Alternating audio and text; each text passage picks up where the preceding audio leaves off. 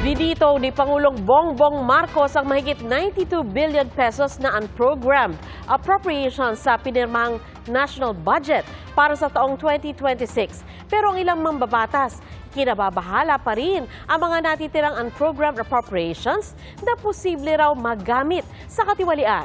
Saksi si Ivan Mayrina.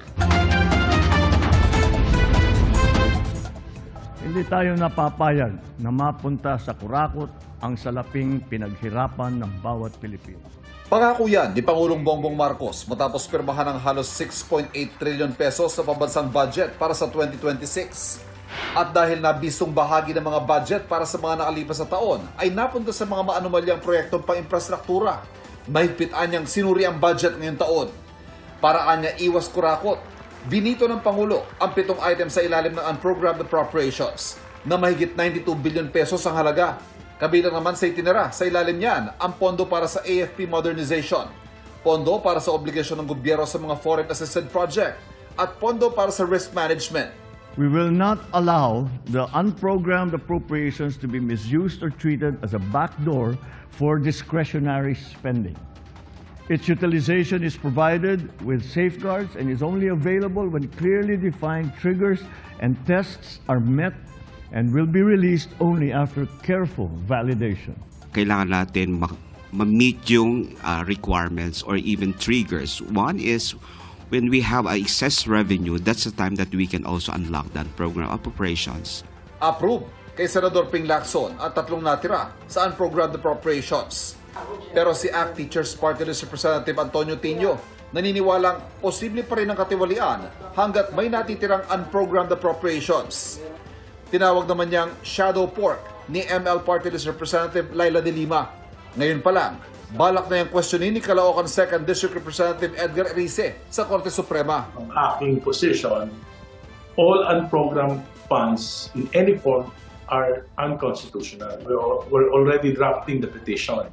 Mahalaga din na matuldukan na ito, na ma-define na talaga ng Korte Suprema kung talaga bang ang ganitong uri ng pagbabudget na walang katapat na source of financing ay labag sa ating konstitusyon. Pero nanindigan sa Senate President Tito Soto na isa ang 2026 budget sa pinakamalinis sa budget na napirmahan. Tinawag naman itong People's Budget ni House Speaker Bogie D. Pinakamalaking bahagi ng budget ay napunta sa sektor ng edukasyon. Kabilang sa 1.345 trillion peso budget ito, ang pag-hire ng mas maraming guro at non-teaching personnel at pagpapatayo ng halos 25,000 na classroom. Pinakamalaking health budget naman sa kasaysayan ng bansa, ang 448 billion pesos para sa taong ito. Pasok na dyan ang 60 billion na pinapasauli ng Korte Suprema. 297 billion pesos naman ang inilaan para sa agrikultura. At kasama na dyan ang pondo para sa farm-to-market roads na dating nasa ilalim ng Department of Public Works and Highways. 270 billion pesos naman ang pondo para sa social services, kabilang ang para sa mga ayuda. Ang ilan sa mga yan tulad ng AIX, MyFIP at Tupad, nagagamit umano sa vote buying at pamumulitika ayon sa ilang mambabatas ng Makabayan Bloc. Pero sabi ng ehekutibo, naglagay naman ng probisyon na hindi pwedeng makialam o mamagitan ng mga politiko sa pamamahagi ng mga ayuda. Politicians shall be barred from the distribution of any financial aid, and we shall ensure that the support reaches the intended beneficiaries without patronage. Walang bawas, walang kulang. So susundan natin yung guidelines na yan under the General Appropriations Act of 2026. Wala yan dati.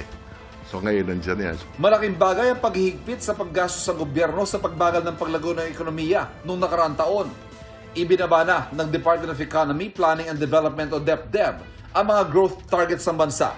Pero positibong makakabawi ang ekonomiya sa ikalawang bahagi ng 2026. Inaasahan ding maabot ang target na single-digit poverty rate sa 2028. Kaisa ninyo ako sa pagnanais na masiguro ang bawat pisong buwis ay mapupunta sa tamang proyekto at sa tunay na pangangailangan ng ating taong bayan. Magiging mas masinop, mas maingat, mas responsable kami sa paggastos ng pondo ng bayan.